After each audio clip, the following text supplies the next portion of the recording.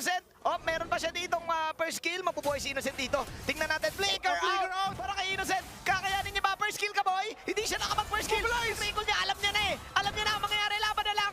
Dito na.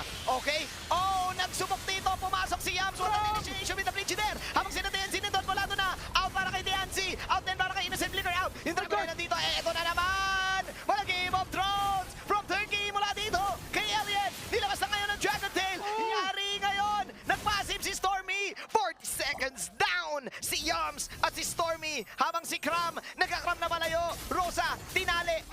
Ali ka boy. Aura ka boy. 11. Para makabawas, para makapag-minion wave clear. Sakto yung pagbalik ng Hard. Apex! 47! Flicker! Onward! At ito na nga!